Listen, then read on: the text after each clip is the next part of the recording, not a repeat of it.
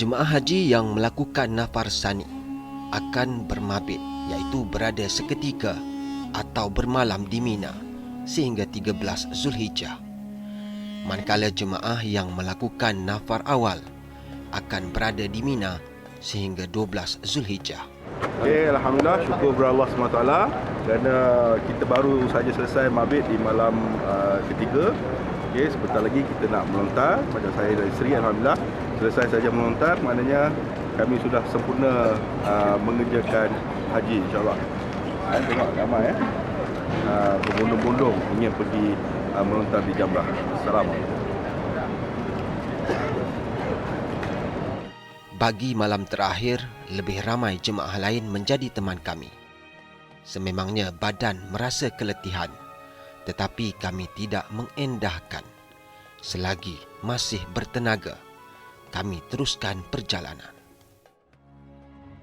Perjalanan ini memberi erti yang amat besar kepada kami semua.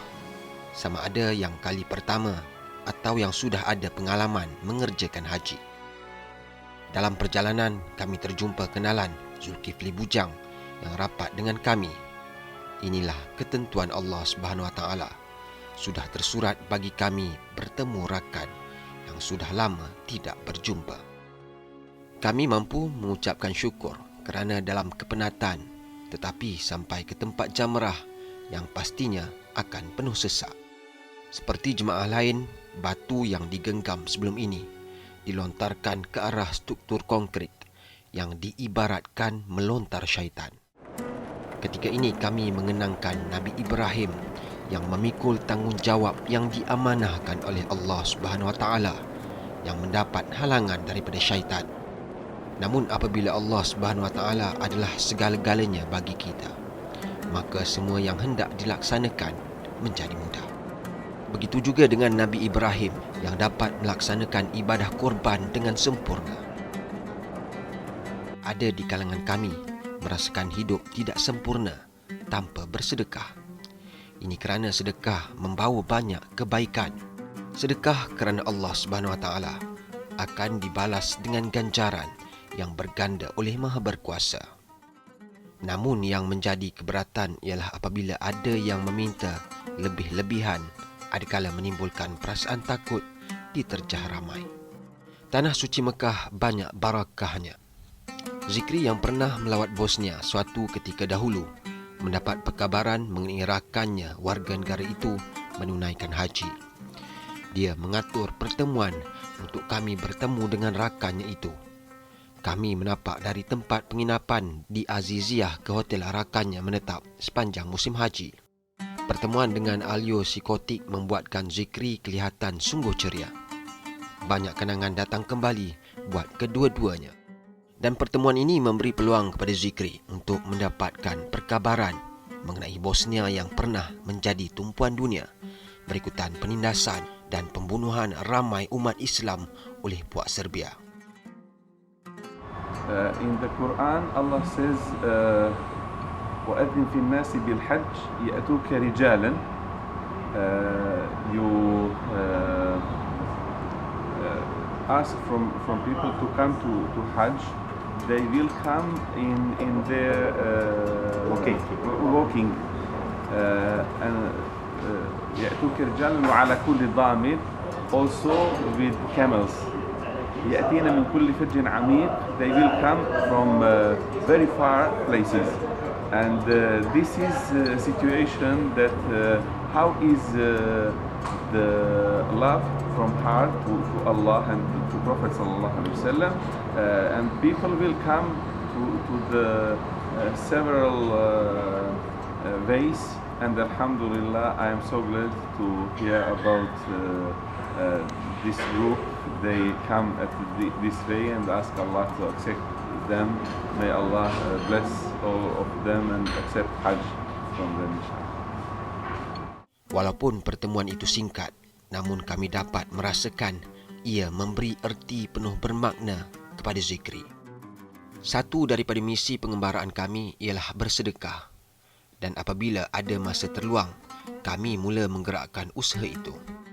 Bermula dengan menyediakan senarai barangan yang hendak disedekahkan. Perjalanan ke kedai untuk membeli semua barangan yang diperlukan menjadi mudah dengan arakan dari Global Ikhwan. Semua barang yang diperlukan boleh dibeli di pasaraya ini seperti tepung, serbuk kunyit, perisa dan sebagainya. Pelbagai jenis bawang merah dan putih yang besar dan kecil antara bahan yang diperlukan bagi menyediakan makanan. Malah bawang banyak khasiat serta dapat mewangikan masakan. Makanan untuk pencuci mulut seperti buah-buahan tidak ketinggalan. Buah kurma tidak terkecuali. Ia merupakan satu kemestian kerana semua yang berada di Tanah Suci amat menggemarinya. Sebaik saja sampai ke tempat penginapan, setiap seorang sudah diberikan tugas seperti memasak dan membungkus makanan sebelum diedar dan disedekahkan.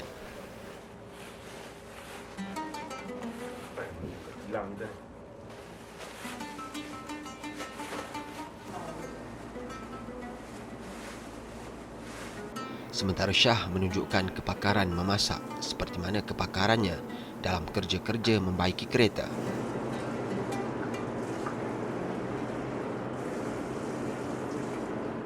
Pembahagian tugas meringankan beban kerja pembungkusan.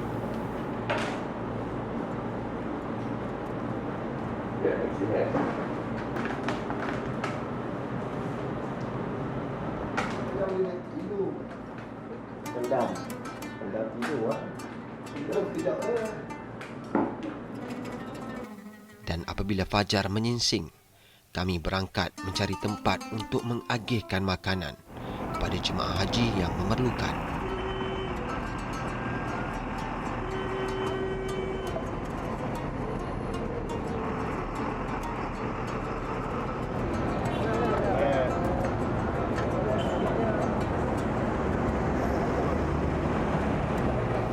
Pada mulanya, pengagihan makanan berjalan lancar, namun keadaan mula tidak terkawal.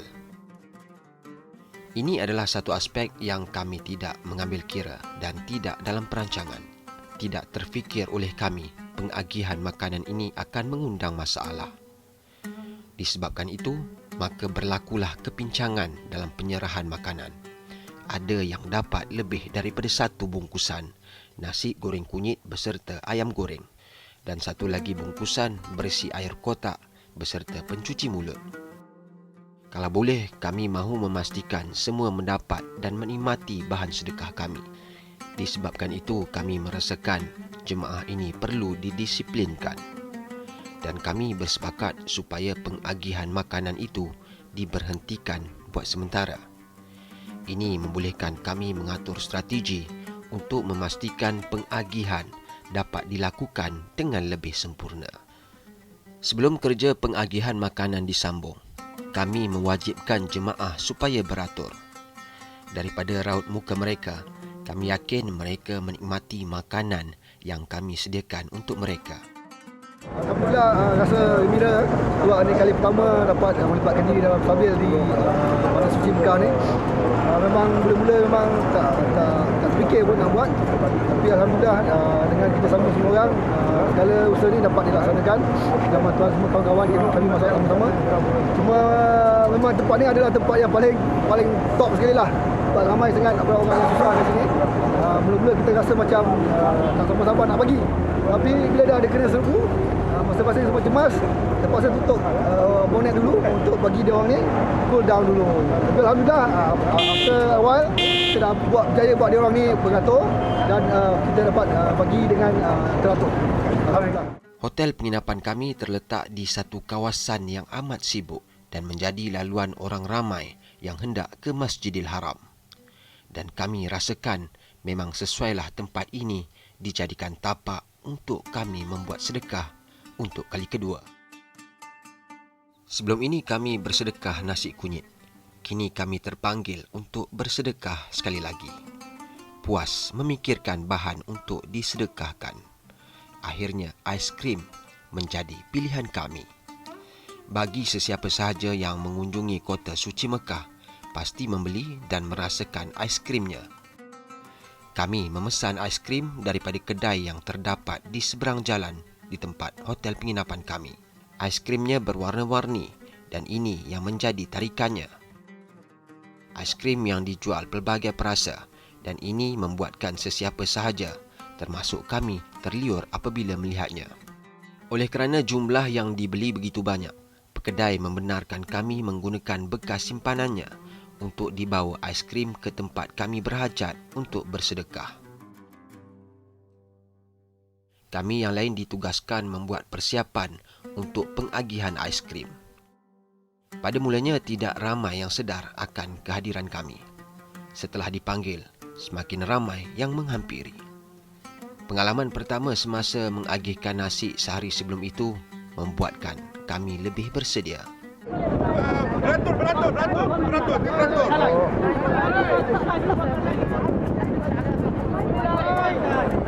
Kelihatan kali ini, pengagihan aiskrim dapat dibuat dengan lebih teratur.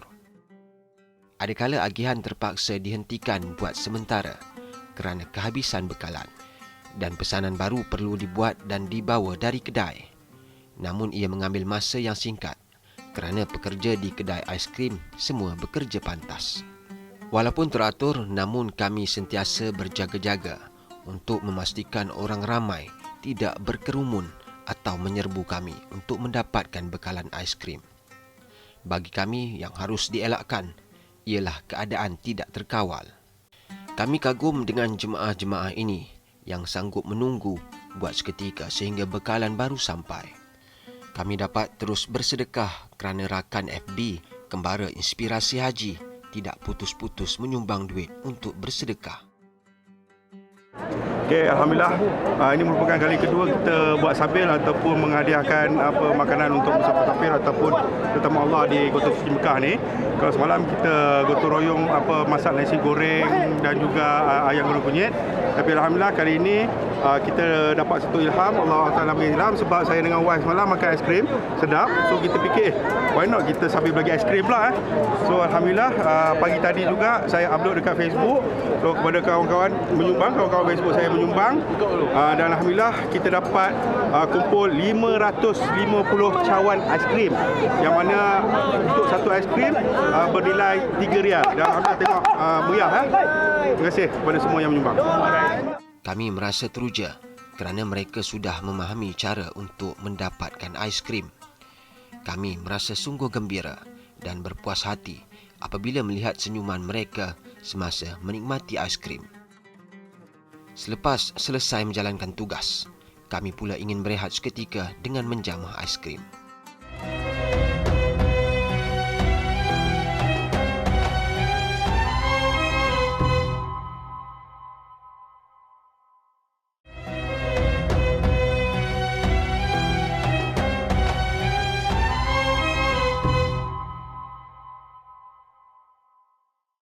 Semasa berada di Tanah Suci Mekah, kami mendapat perkabaran mengenai kehadiran Tun Muhammad Ali Rustam yang kebetulan menunaikan haji bersama isteri Tuh Puan Asmah Abdul Rahman. Kami mengatur jadual untuk mengadakan pertemuan dengan beliau yang menetap di hotel berhadapan dengan Masjidil Haram. Seperti biasa, Tun Ali seorang insan yang tidak kedekut dengan senyuman ke mana sahaja beliau pergi. Ternyata Tun Ali antara satu daripada pemimpin negara yang masih mengekalkan sifat kemesraan apabila menemui sesiapa sahaja. Beliau begitu teruja dengan kemampuan kami untuk merentasi 10 negara sejauh 14,000 km untuk sampai ke Tanah Suci. Saya ucapkan tahniah kepada rombongan Kembara Haji yang disertai oleh 8 anggota dengan 2 kenderaan dari Kuala Lumpur sampai ke Mekah, Makkatul Mukarramah dan dapat mengerjakan amal ibadat haji yang wajib bagi setiap umat Islam dengan jayanya. Saya ucapkan syabas kerana telah melalui satu perjalanan yang amat mencabar. Kita dengar macam-macam cerita dalam perjalanan, apalagi melalui Thailand, melalui Myanmar. Tak. Tidak ya. Melalui Laos lah. Dan juga negara China. Dan Uzbekistan, Kyrgyzstan, Turkmenistan. uh, Sebut Turkmenistan. Turkmenistan, di mana semua negara Tantan yang disebut oleh Piramli dulu. Setelah dapat tontonan uji, ini satu pengalaman yang sukar dicari. Ya. Hanya mereka yang ada daya tahan saja sanggup melalui perjalanan selama 60 hari.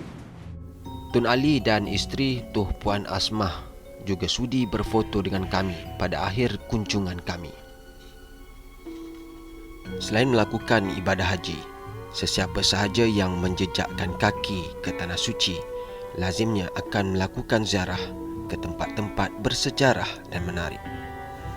Bagi kami yang pertama kali berada di Tanah Suci, kami tidak melepaskan peluang untuk mendengar setiap patah perkataan yang disampaikan oleh mutawif yang menemani kami di sepanjang perjalanan. Lawatan kami termasuk ke Jabal Sur. Jabal Tur. Hi, I'm from Indonesia. Walaupun kedudukannya tinggi, namun ada yang tetap mahu mendakinya bagi mendapatkan keberkatan. Jabal Sur ialah tempat persembunyian Rasulullah SAW dan sahabat Abu Bakar As-Siddiq daripada kaum Quraisy yang sedang mengejar untuk membunuh baginda ketika peristiwa hijrah. Mereka bersembunyi selama 3 hari sebelum dapat melepaskan diri atas perlindungan Allah SWT. Tidak di situ sahaja, kami mengambil kesempatan untuk melawat ladang unta. Inilah kali pertama kami dapat meluangkan masa untuk melihat unta secara dekat. Unta adalah tunggangan yang paling sesuai untuk manusia bergerak di gurun pasir, seperti yang terdapat di tanah Arab. Dan kuda pula menjadi tunggangan yang penting setiap kali umat Islam berperang menegakkan syiar Islam menentang kaum kafir yang enggan kembali ke agama fitrah. Melihat pada keadaan kuda-kuda di sini, kami dapat merasakan haiwan ini dijaga dengan begitu rapi, diberi makan secukupnya. Kami sungguh terharu melihat keadaan biri-biri ini yang dapat membiak dengan baik walaupun dalam keadaan cuaca panas.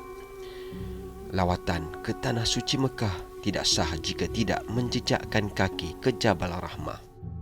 Dikatakan di sini tempat Nabi Adam alaihissalam bertemu kembali dengan Hawa setelah kedua-duanya terpisah ketika dikeluarkan dari syurga angkara syaitan yang menghasut kedua-dua pasangan itu untuk memakan buah kuldi yang telah dilarang ke atas mereka oleh Allah Subhanahu wa taala.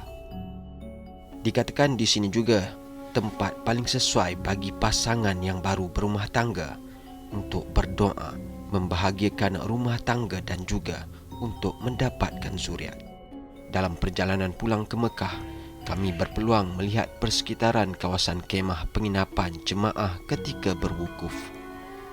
Dan sebaik tiba di hotel, kami menyambung kerja-kerja untuk membuat kerja sabil. Kali ini buah-buah seperti apel, limau, pe dan kurma serta air kotak menjadi pilihan. Dan kali ini kami dibantu oleh jemaah lain yang menetap di hotel itu.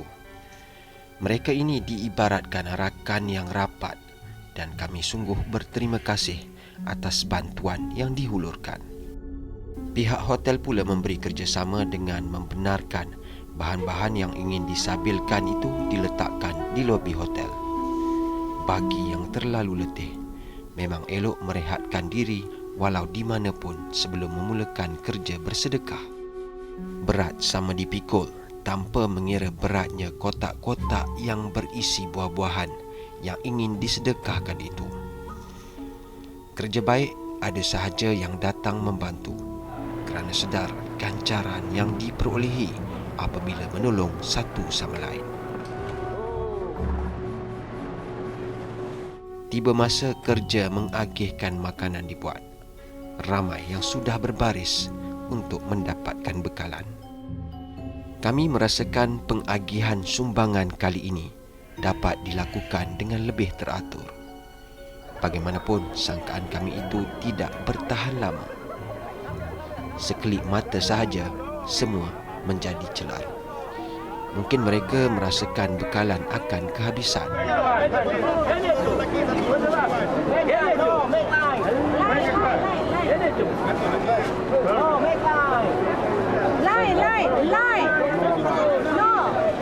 Yang membuatkan kami merasa puas hati ialah apabila melihat wajah-wajah yang gembira apabila menerima sumbangan yang kami berikan itu. Walaupun buah-buahan kehabisan, kami menggantikan dengan aiskrim. Okey, Alhamdulillah hari ini kita sambil untuk pembagian makanan. Tadi kita selesai 500 pack buah-buahan. Kita ada apple, kita ada pear, kita ada limau, kita ada kurma, kita ada kotak. Dan sekarang kita sambung dengan bagi aiskrim pula. So Alhamdulillah, terima kasih kepada para penyumbang. InsyaAllah ada rezeki kita buat sampai lagi. Terima kasih. Dalam suasana yang hangat, aiskrim dapat melegakan anak tekak dan mengembalikan tenaga. Rasanya yang manis membuatkan sesiapa sahaja tersenyum. Setiap daripada kami mengucap syukur kepada Allah Subhanahu Wa Taala kerana dapat membahagiakan mereka. Kami bersyukur kerana atas bantuan rakan-rakan dan kenalan yang menyumbang wang untuk membolehkan kami melakukan sedekah di tanah suci. Hanya Allah Subhanahu Wa Taala dapat membalas kebaikan mereka itu dan dapatlah kami semua berkongsi pahala yang menanti. Apabila bekalan sumbangan kehabisan, kami terus menambah bekalan. Kami tidak mahu putus dan berhenti mengagih makanan, memikirkan keseronokan bersedekah. Terpancar wajah-wajah yang gembira kerana dapat menikmati sabil. Setelah bersedekah, ada di kalangan kami terpanggil untuk menyambung kerja ibadah. Dan Syahuri adalah dalam kalangan ribuan jemaah yang terbuka hati untuk membuat umrah walaupun secara solo. Syahuri sememangnya seorang insan yang mudah mesra, membuat kawan tanpa mengira dengan apa bangsa sekalipun. Inilah yang dikatakan saudara se-Islam. Mengeratkan silaturahim dituntut oleh agama yang suci ini. Melakukan umrah sudah menjadi kebiasaan bagi mereka yang sudah lama berada di tanah suci Mekah. Disebabkan itu, perasaan gusar untuk keluar melakukan umrah secara bersorangan tidak timbul. Sekarang ni saya nak menunaikan umrah untuk kali yang ketiga. Bersorangan, tak siapa lah, geng-geng pun dah hilang entah ke mana. Jadi tinggallah saya seorang. Akan menuju ke Tanaim, mana tempat kita mendekat. Lepas tu saya akan balik ke Haram untuk buat tawaf, sa'i dan juga tahlul. Setiap langkah yang diambil dikira pahala. Inilah kebesaran Allah Subhanahu Wa Taala yang menjanjikan keberkatan dan ganjaran jika semua yang dilakukan itu atas nama Maha Pencipta alam. Hanya Allah Subhanahu Wa Taala sahaja yang menentukan ganjaran yang bakal menanti hati-hati yang beriman semasa di akhirat kelak. Ikuti perjalanan kami berlapan dalam episod seterusnya di Astro 502 dan HIP TV 631 pada hari dan waktu yang sama minggu hadapan.